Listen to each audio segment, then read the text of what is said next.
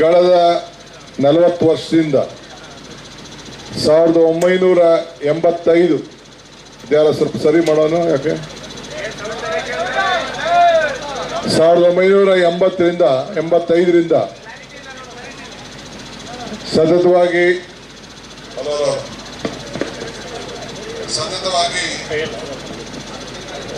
ನನಗೆ ನಾವೆಲ್ಲ ಆಶೀರ್ವಾದ ಮಾಡಿಕೊಂಡು ಬಂದಿದ್ದೀವಿ. 8 ಬಾರಿ ವಿಧಾನಸಭೆಗೆ ಕಳಿಸಿದ್ದೇನೆ. ಬಹಳ ಚಿಕ್ಕ ವಯಸ್ಸಿಂದಲೇ ನೀವು ನಿಮ್ಮ ಮಕ್ಕಳನ್ನ ಯಾವ ರೀತಿ ಪೋಷಣೆ ಮಾಡೋದು, ಆ ರೀತಿ ನನಗೂ ಕೂಡ ರಾಜಕೀಯವಾಗಿ ಶಕ್ತಿಯನ್ನು ತುಂಬಿ ಆಶೀರ್ವಾದವನ್ನು ಮಾಡಿ ಈ ಮಟ್ಟಕ್ಕೆ ಬೆಳೆಸಿದ್ದಾರೆ. ಹೋದ ಎಲೆಕ್ಷನ್ ಅಲ್ಲಿ ನಿಮ್ಮಲ್ಲಿ ಯಾರು ಬಂದು ನಾನು ಮತ ಕೇಳಕ್ಕಾಗಲಿಲ್ಲ. ಇಡೀ ರಾಜ್ಯ ಪ್ರವಾಸ ಮಾಡಬೇಕಾದಂತ ಅನಿವಾರ್ಯತೆ ಆಯಿತು. ಆದ್ರೂ ಕೂಡ ಹೆಚ್ಚು ಮತದಿಂದ ನನ್ನನ್ನು ಗೆಲ್ಲಿಸಿ ನಿಮ್ಮ ಸೇವೆಗೆ ನನ್ನನ್ನು ಮುಡುಪಾಗಿ ಇಟ್ಕೊಂಡು ರಾಜ್ಯದ ಮುಖ್ಯಮಂತ್ರಿ ಆಗ್ತಾರೆ ಅನ್ನೋ ವಿಶ್ವಾಸದಿಂದ ಇಡೀ ನಮ್ಮ ಹಳೆ ಮೈಸೂರು ಜನ ಒಂದು ದೊಡ್ಡ ತೀರ್ಮಾನವನ್ನು ಕೂಡ ಅವರು ಮಾಡಿದ್ರು. ಆದರೆ ನಮ್ಮ ಪಕ್ಷ ಅಧಿಕಾರವನ್ನು ನೀವು ಹಂಚಿಕೊಳ್ಳಿ ಅಂತೇಳಿ ಆದೇಶವನ್ನು ಕೊಟ್ಟು ಈ ತೀರ್ಮಾನಕ್ಕೆ ಇವತ್ತು ಬಂದಿದ್ದಾರೆ.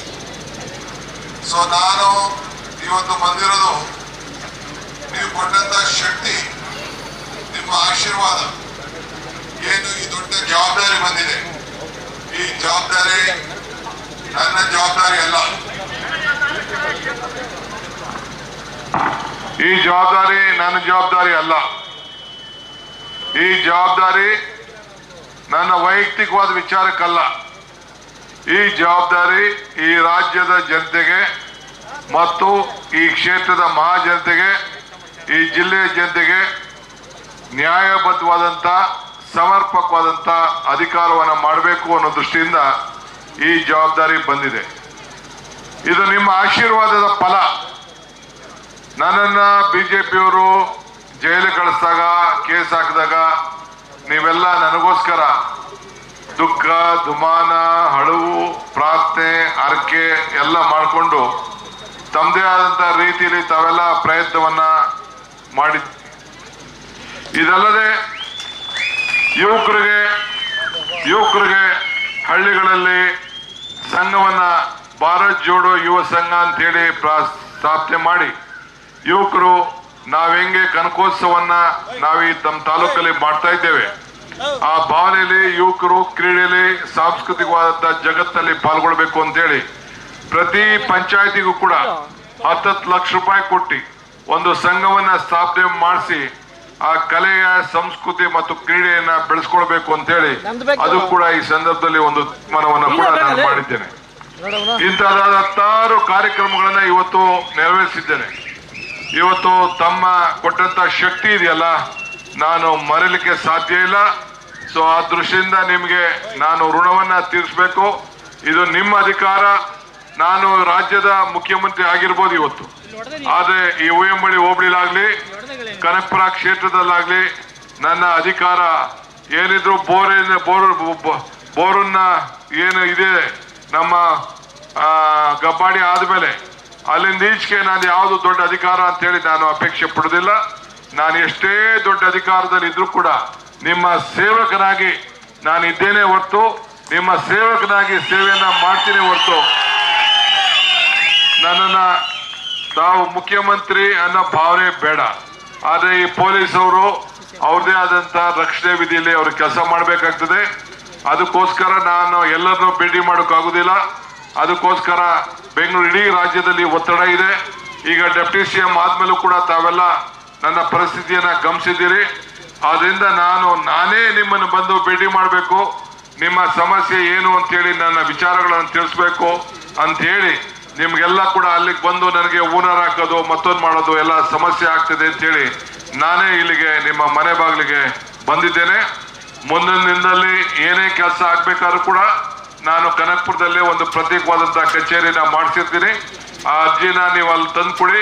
ಅಲ್ಲಿಗೆ ಬಂದು ಬೆಂಗಳೂರಿನಲ್ಲಿ ಬಂದು ನನಗೆ ತಲುಪ್ತದೆ. ನಾನು ಸುರೇಶ್ ಅವರು ಕೂತ್ಕೊಂಡು ನಿಮ್ಗೇನಾಗಬೇಕು ಅನ್ನೋದನ್ನ ನಾನು ತೀರ್ಮಾನವನ್ನ ನಾನು ಮಾಡ್ತೇನೆ ಖುದ್ದಾಗಿ. ತಾವು ಚಿಂತೆ ಮಾಡೋದು ಬೇಡ. ಇಡೀ ಕ್ಷೇತ್ರವನ್ನ ನಾವೀಗಾಗಲೇ ಮಾದರಿ ಕ್ಷೇತ್ರ ಆಗಿ ಮಾಡಿದ್ದೇವೆ. ಸೂರು ಇಲ್ಲದೆ ಹೋದವ್ರಿಗೆ ಸೂರು, ಬಗರ್ಕೊಂಡ್ ಸಾಗುವಳಿಲಿ ಈಗ ಇಡೀ ತಾಲೂಕಿನಲ್ಲಿ ಕಾವೇರಿ ನೀರನ್ನ ಕೊಡೋದಕ್ಕೆ ಈಗಾಗಲೇ ಪೈಪ್ಗಳೆಲ್ಲ ಬಂದು ಬಿದ್ದಿದೆ. ಅದು ಕೂಡ ಈಗಾಗಲೇ ಸಂಗಮದಿಂದ ನೀರನ್ನ ಒದಗಿಸ್ಕೊಡುವಂತ ಕೆಲಸ ಕೂಡ ಆಗ್ತಾ ಇದೆ. ಮತ್ತು ಈಗಾಗಲೇ ಇಡೀ ನಮ್ಮ ತಾಲೂಕಿಗೆ ಒಂದು ಪ್ರತ್ಯೇಕವಾದಂತ ಮೆಡಿಕಲ್ ಕಾಲೇಜು, 500, 600, 700 ಬೆಡ್ ಇರುವಂತ ಹಾಸ್ಪಿಟ್ಲು.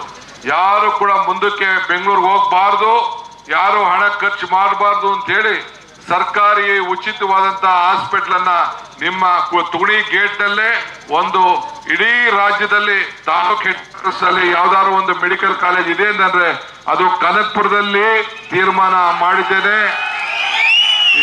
ಇನ್ನೊಂದು ತಿಂಗಳಲ್ಲಿ ಅದಕ್ಕೆ ಭೂಮಿ ಪೂಜೆ ಮಾಡಿ ಕೆಲಸ ಈಗಾಗಲೇ ಟೆಂಡರ್ ಎಲ್ಲ ಕರೆದಿದ್ದೇನೆ. ಈಗಾಗಲೇ ಅದೆಲ್ಲ ಆಗ್ತಾ ಇದೆ. ಆ ಕೆಲಸ ಕೂಡ ನಾನು ಮಾಡ್ತೇನೆ ಅನ್ನೋ ಮಾತನ್ನ ಈ ಸಂದರ್ಭದಲ್ಲಿ ಹೇಳಲಿಕ್ಕೆ ಬಯಸ್ತೇನೆ. ಇನ್ನ ಬಹಳ ವಿಚಾರಗಳಿದೆ. ಆವತ್ತು ನಾನು ತುಣಿಗೆ ಬಂದಾಗ ನಾನು ಮಾತಾಡ್ತೇನೆ.